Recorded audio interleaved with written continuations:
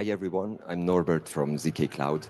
I'm head of product and actually I fine-tuned the title a little bit. I want to talk about navigating the proving landscape and see whether suitable infra for L2s exists for proof outsourcing. It's actually very much related to the previous topics here.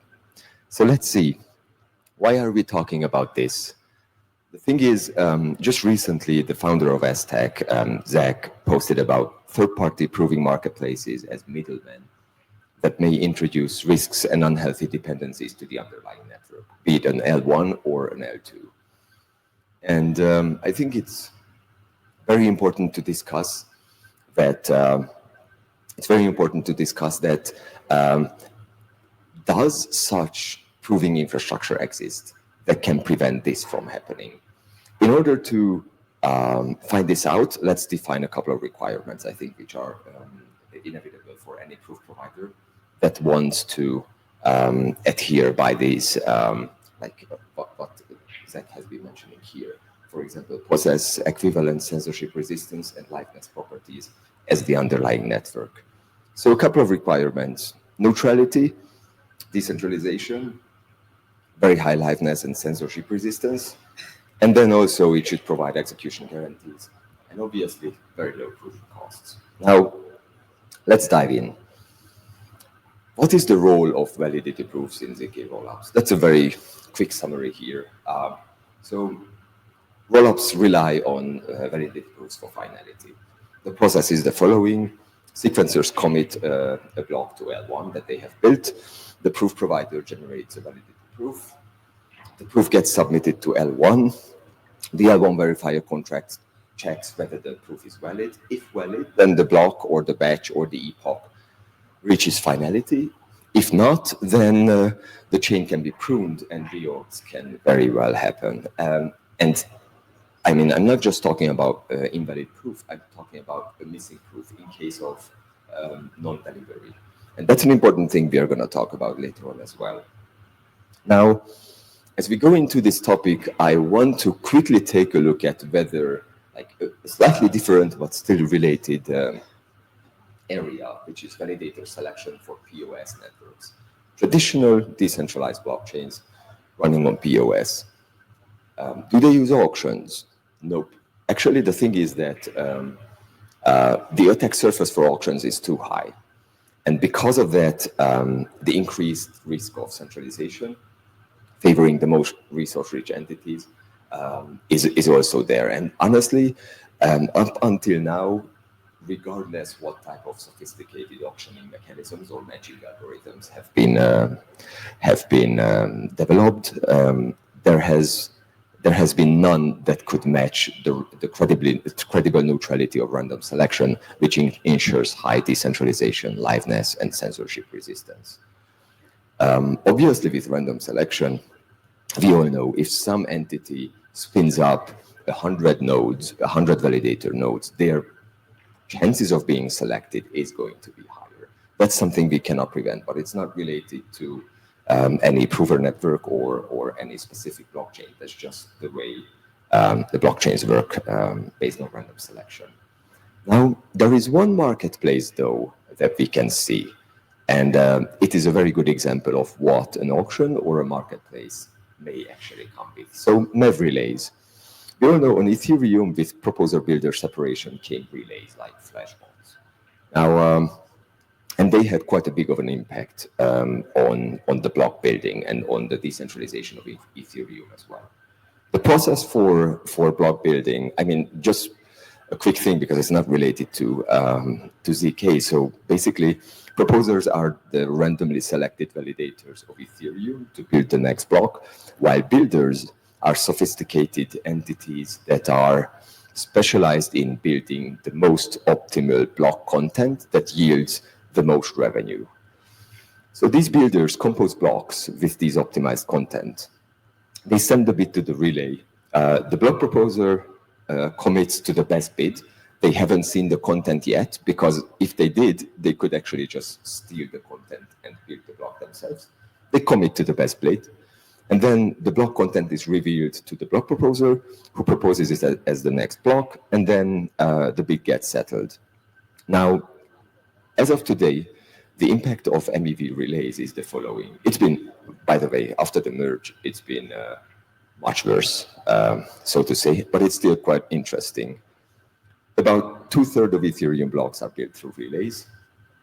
Out of those blocks, 5 builders are covering 90 or are building 90% of these blocks, and over 50% are censored.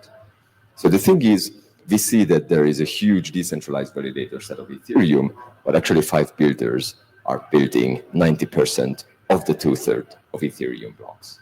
So we see that the impact of centralization is actually there. Now, let's see, what if we applied this PBS-like auction mechanism for proof outsourcing in L2s? So in this case, the process would look the following. The L2 sequencer would build a block, the proof provider would generate the proof and submit a bit to the sequencer with a commitment to the proof. They wouldn't reveal the proof yet. The sequencer would commit to the best bid, probably the lowest. The proof is revealed to the sequencer and shared with them. They settle the proof on L1. If the proof is valid, the block reaches finality and the prover gets paid. Now, what this means essentially is before anyone would be allowed to bid, they'd need to generate the proof.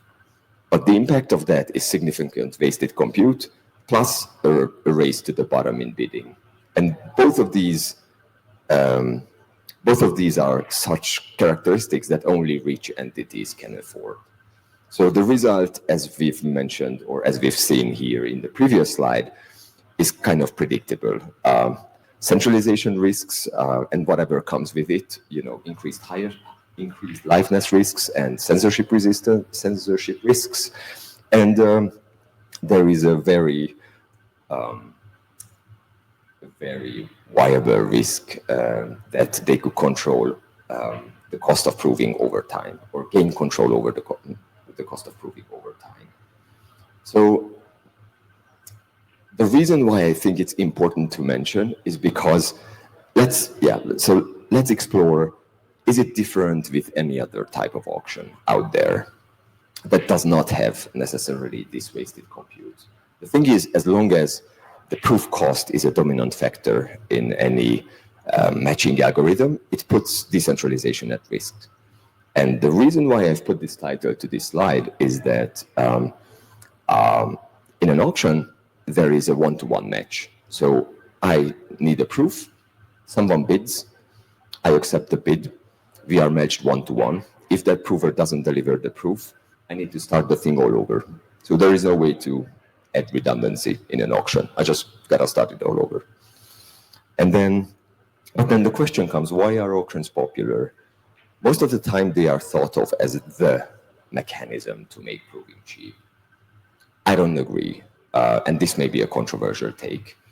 It's much easier to externalize proving and the economics of proving and let the market decide on the cost of proving. And you may land with the cheapest option, but as soon as someone starts controlling the cost of proving because they've become dominant, you don't land with the cheapest proving cost anymore at all.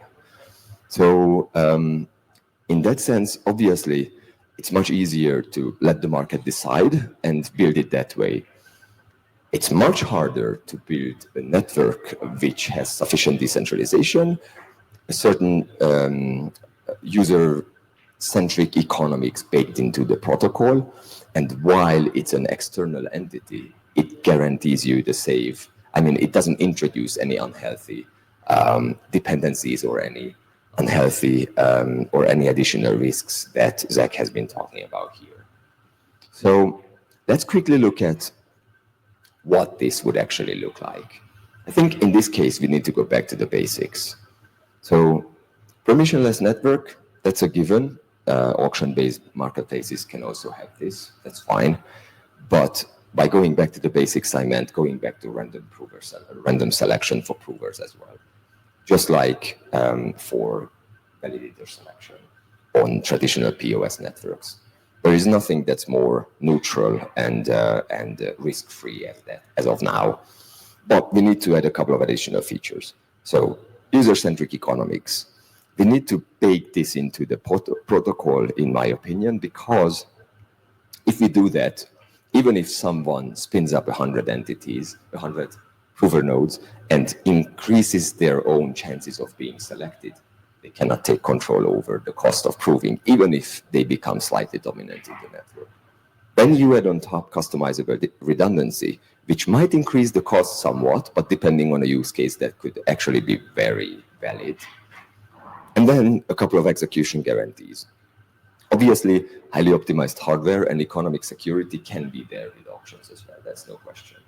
On the other hand, as I mentioned, due to the one-to-one match, how auctions work and the sequencer having to restart the whole thing, if there is a non-delivery and a liveness failure, in that case, so that's something marketplaces cannot handle.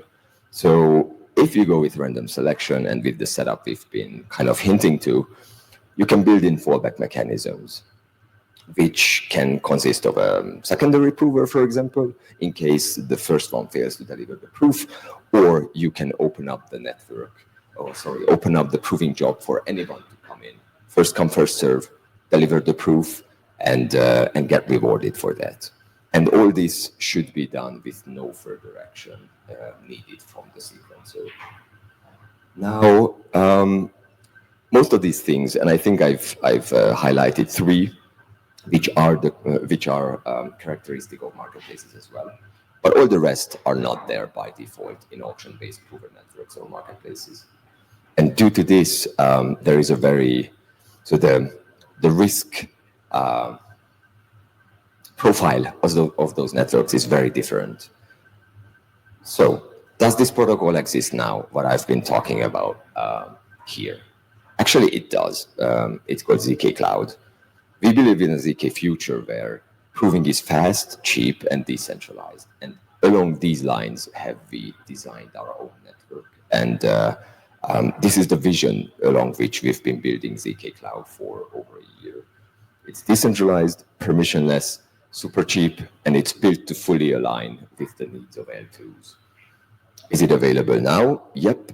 Firestarter is there. You can start exploring now. And all this is important, as I mentioned, because no decentralized network should apply third-party infra that introduces additional risks or spoils the decentralization. That's my key take on this. Yeah, let's finish up with a meme. I love this so much. It's super cheap to do proving on ZKCloud, and you don't inherit any introduced risks or any, unhealthy dependencies. If you want to learn more, go to ZKCloud.com. And yeah, happy to answer any questions after the talk if you've got. Thank you so much.